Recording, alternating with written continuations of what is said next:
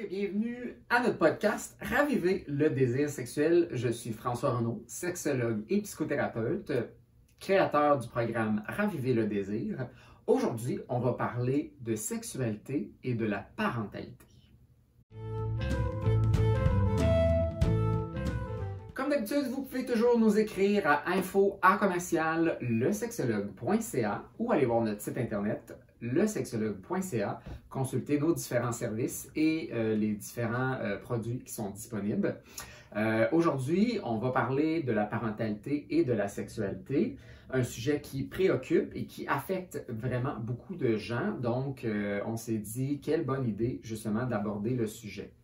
On associe souvent la parentalité à un moment très agréable, un moment de famille, de rapprochement, mais souvent aussi à une détérioration de la sexualité. Et c'est souvent ce qui arrive pour bien des couples, qu'il y ait une différence de désir qui s'installe entre les partenaires, ou que les deux, en fait, perdent ce désir-là de se rapprocher au niveau plus sexuel. Les énergies, le temps est davantage focalisé sur la venue du nouveau bébé et aussi, une fois arrivé, de s'en occuper. Et tout, en fait, le brouhaha et l'apprentissage qu'il faut faire. Donc, ce n'est pas une surprise, effectivement, que beaucoup de couples vont avoir des modifications, de l'adaptation à faire au niveau de leur relation.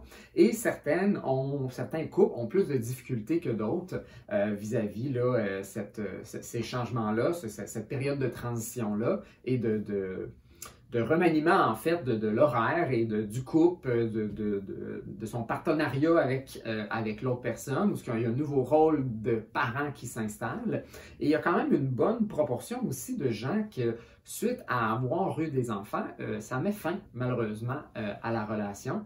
Non seulement à cause de la sexualité, mais les différences aussi que ça amène au niveau de la parentalité et de l'organisation de la famille. Donc, on va regarder les différents enjeux qui ressortent justement de ces dynamiques-là. Donc, la première période qui se passe, en fait, c'est la grossesse. Donc, quand on décide d'avoir un enfant ou même le désir d'avoir un enfant avant même la grossesse, il y a toute la période aussi de la conception. Donc, quand on décide consciemment de vouloir avoir un enfant, quand ce n'est pas, par exemple, une surprise, la sexualité, déjà là, commence parfois à changer pour certaines personnes.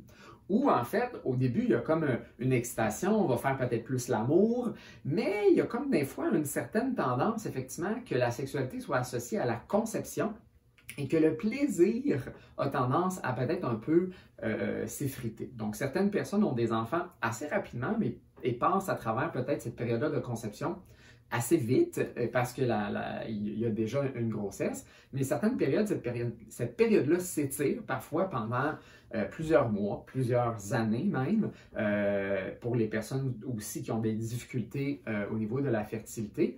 Et on voit déjà des changements et une adaptation où plusieurs personnes vont avoir l'impression que la sexualité n'est plus plaisante. Elle est devenue mécanique et machinale, qu'il faut le faire. Il y a un sentiment d'obligation qui s'installe, surtout pour le partenaire ou la partenaire peut-être qui est peut-être moins motivé éventuellement d'avoir l'enfant ou du moins pas au détriment du plaisir et de la satisfaction sexuelle.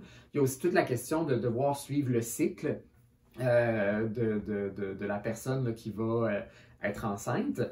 Donc, tout ça fait en sorte que ça peut amener aussi certaines tensions, que si on ne prend pas cette période-là avec un angle aussi de maintenir le plaisir et que la conception prend toute la place et aussi potentiellement les déceptions de ne pas tomber enceinte ou qu'on associe finalement avoir une relation sexuelle à un futur deuil, à un futur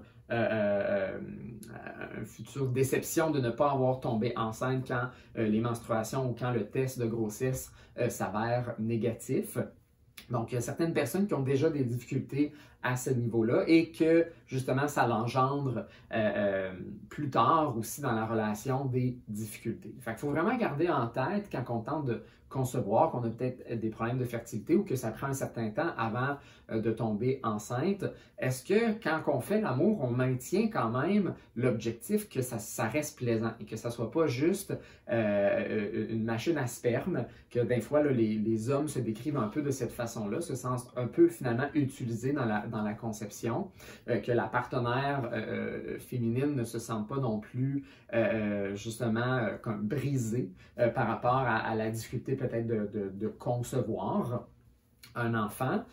Puis la même chose aussi pour les couples, par exemple, lesbiennes, qui, eux, nécessairement vont avoir besoin peut-être de l'aide d'une clinique ou peut-être d'amis, là, si on va avec un don de sperme, par exemple, de quelqu'un de l'entourage. Mais des fois aussi, toute la conception, toute la sexualité, ingérer en fait là, le sperme à l'intérieur de la future mère peut faire en sorte qu'il y a quelque chose au niveau médical de la sexualité qui se perd. Donc, certaines personnes, quand ils viennent le temps là, de faire cette procédure-là, tente de le faire quand même dans un environnement de sexualité pour ne pas rendre ça trop médical. Dans le cas des couples homosexuels, généralement, on passe plus ici là, par l'adoption ou parfois aussi une mère porteuse, mais souvent peut-être la sexualité là, ne sera pas intégrée à ce niveau-là, à moins qu'effectivement là, on ait ce modèle-là, mais généralement, effectivement, la mère porteuse va peut-être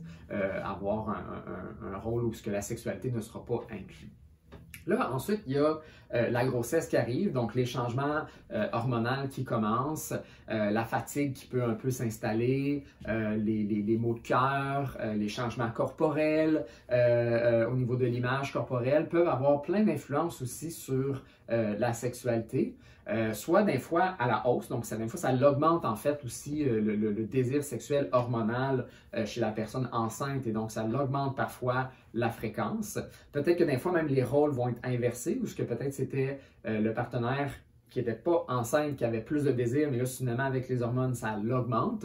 Ou au contraire, la personne qui est enceinte avait plus de désir, mais là, a quasiment plus de désir comparativement à l'autre personne. Fait que des fois, ça vient rééquilibrer. Des fois, ça crée un moment de transition, d'adaptation nécessaire à ce changement-là de rôle que les gens peuvent avoir. Et puis, ensuite, il y a plusieurs variations aussi, là, les différents trimestres, par exemple, n'ont pas nécessairement les mêmes impacts. Donc, au début, souvent, la personne enceinte est plus malade. Souvent, elle n'a pas vraiment le goût d'avoir de la relation sexuelle. Des fois, ça a tendance à se tasser et on retrouve des fois une augmentation de la libido dans le deuxième trimestre. Et dans le troisième trimestre, bien là, il y a une certaine lourdeur corporelle, une fatigue corporelle de porter le bébé, le poids. Et donc là aussi, ça a tendance parfois le plus à diminuer à ce niveau-là. Mais d'autres personnes, c'est complètement l'inverse. Les cycles hormonaux sont un peu différents, puis la hausse ou la baisse est à différents moments. Donc, ce n'est pas là, une science infuse, ce n'est pas toujours la même courbe qui suit par rapport à ça. Des fois, ça peut être difficile aussi de suivre. Aussi, comme il y a plus d'hormones, des fois, il y a plus d'émotions, il y a plus de sensibilité aussi qui peuvent s'installer, donc créer plus de chicanes. Des fois aussi au niveau des sensations, de la lubrification, de l'acidité aussi là, du vagin, ça peut être plus sensible, ça peut faire mal. Il y a un déplacement aussi des organes de l'utérus, même si effectivement le pénis ne traverse pas le col de l'utérus pour aller toucher le bébé. Le fait que nos organes sont peut-être à différents endroits et qu'il y a peut-être un mouvement aussi de l'utérus, bien, certaines positions vont peut-être être plus inconfortables pour la partenaire qui est enceinte. Fait qu'il y a toutes sortes de modifications, des fois qu'il faut prendre en considération. Puis il faut être capable aussi d'en discuter avec son partenaire, puis d'être transparent aussi avec ces changements-là, puis comment qu'on réagit aussi à ces changements-là, comment qu'on se sent sans être dans le blâme et la critique de comment l'autre réagit, mais dans l'accueil et de prendre en considération comment chacun vit aussi cette situation-là. Donc souvent, la partenaire qui est enceinte va peut-être sentir une obligation d'offrir de la sexualité, même si elle n'a pas nécessairement le goût. L'autre va peut-être se sentir moins désiré par le changement, ou au contraire, une forte libido chez la personne enceinte qui crée au contraire l'autre qui veut maintenant compenser ou offrir du sexe qu'ils ne veulent pas nécessairement avoir. S'il y a eu des difficultés avec la fertilité, il y a peut-être un relâchement, une certaine liberté de « OK, maintenant on est tombé enceinte, on peut arrêter d'avoir de la sexualité » et que si justement on a nuit peut-être au plaisir, ben, peut-être qu'on va carrément arrêter d'avoir une sexualité ou qu'on va avoir de la difficulté à retrouver le plaisir, même si maintenant on n'est plus dans la phase plus conception, qu'on a perdu un peu nos repères de plaisir sexuel. Ensuite, on tombe dans la prochaine phase qui est suite à l'accouchement. Donc encore là, quand même un événement important au niveau corporel, donc soit des césariennes, soit une grossesse, un accouchement par voie vaginale, qui fait en sorte qu'il peut y avoir des déchirures, une sensibilité, il y a une certaine période que justement les médecins vont proposer de ne pas avoir de relations sexuelles pour permettre la guérison d'à peu près 6 semaines. Et ce 6 semaines-là, il est pour le temps de convalescence. Mais ça ne veut pas dire qu'après 6 semaines, la personne qui a accouché a l'énergie, le goût, le désir d'avoir des rapports sexuels. Il y a la fatigue qui s'installe, les nuits avec le bébé qui sont plus difficiles, l'allaitement qui prend aussi beaucoup d'énergie. Ça prend de l'énergie, en fait, créer du lait. La prolactine aussi a un impact négatif sur le désir sexuel, malgré que chez certaines personnes, ça en a moins, chez d'autres, ça en a beaucoup plus. Et donc, comment qu'on gère en tant que parent aussi avec comment s'occuper du bébé? Est-ce qu'on est d'accord? Est-ce que ça crée beaucoup de conflits? Est-ce qu'il y a une disparité dans qui et comment s'en occupe? Est-ce que justement on tente d'être une équipe à travers de ce défi-là ou au contraire on est très combatif? On se chicane beaucoup sur comment s'occuper du bébé. On a toutes nos valeurs aussi familiales qui en ressortent. Il y a des dynamiques aussi avec les grands-parents, les mononcles, les tantes aussi qui peuvent parfois ressortir avec la venue d'un nouveau bébé. Donc, il y a toutes sortes de choses en fait qui peuvent survenir. Donc, les limites en fait à mettre aussi avec l'entourage ou l'aide, le support qu'on aimerait avoir mais qu'on n'a pas. Donc, toutes sortes de dynamiques peuvent ressortir, ce qui fait que ça peut créer aussi beaucoup de tensions entre les partenaires. Si on a un enfant qui est peut-être un peu plus difficile, qui a plus de coliques, qui pleure plus facilement, qui nécessite beaucoup d'attention, comment qu'on gère aussi avec notre tolérance finalement aux pleurs du bébé, la facilité à le réconforter versus la difficulté à le faire, la différence entre les parents au niveau de leur, je vais dire, compétences, aussi de s'occuper du bébé. Donc, des fois, il y a un parent qui a plus de facilité avec l'enfant que l'autre. Donc, des fois, il y a une forme de compétitivité qui s'installe, qui peut nuire justement au rapprochement aussi intime. Des fois, le bébé aussi couche dans la chambre ou dans le lit, en fait, des parents, ce qui fait que des fois, ça l'empêche l'intimité plus le soir. Évidemment, l'intimité, on peut la vivre dans d'autres moments que le soir, mais bien des gens associent l'intimité sexuelle au moment du dodo, dans le lit. Et donc, si l'enfant est tout le temps là le soir, bien, ça fait en sorte que ça peut être plus difficile. On devient aussi plus impatient là, dû à la fatigue qui peut s'installer. Qui prend le congé parental, maternel, paternel, combien de temps qu'on le sépare, etc. Tout ça est à négocier. Peut-être qu'on n'était pas d'accord sur le temps qu'on allait accorder à la nouvelle vie familiale, quand on allait prendre les vacances, le congé parental, qui peut créer certaines frustrations là, à ce niveau-là. Si on a un problème avec, on a un enfant avec des problèmes avec des santé, de santé médicale, ça rajoute aussi une couche. Si on a un enfant aussi qui a peut-être une forme d'handicap important, ça aussi, ou au niveau développemental, ça peut créer toutes sortes de différends. Et puis là, souvent, mais ça peut durer là, des mois de s'adapter. Des fois, il y a des vagues où c'est plus facile, c'est plus simple. Puis là, des fois, le bébé ne fait pas encore ses nuits, il y a des difficultés. Donc, tout ça fait en sorte que ça rend un peu plus difficile les interactions entre les parents. Puis des fois, on tombe en mode un peu parent. Hein, on voit l'autre comme un parent, on ne voit plus l'autre comme un amant, on ne voit plus l'autre comme notre amoureux peut-être aussi. Et donc, des fois, ça peut être difficile de sexualiser, en fait, l'autre personne au niveau de leur image corporelle, par exemple, de notre propre image corporelle, peut-être qu'on se sent plus sexy, on a peut-être pris du poids, on ne se reconnaît plus en fait dans notre corps, autant pour la partenaire qui aurait accouché que peut-être un partenaire même masculin qui aurait eu certaines modifications là, corporelles à ce niveau-là. Donc, comment gérer avec toutes ces difficultés-là qui se présentent dans notre couple suite à avoir un enfant et toutes les différentes périodes de transition et d'adaptation qu'on peut avoir au courant, en fait, d'être un parent?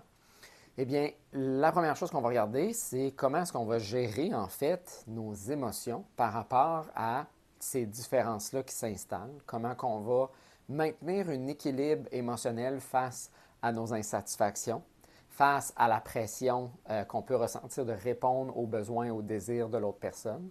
Est-ce qu'on reste une équipe par rapport à la situation où on est dans le blâme, on pointe du doigt, on se sent mal par rapport à nous-mêmes, on agit mal, on n'est pas adéquat, et là, on amplifie en fait la situation plutôt que la maintenir relativement tolérable jusqu'à ce qu'effectivement on ait une période où ce que la situation peut mieux s'améliorer, on est peut-être moins pris par nos rôles parentaux, etc.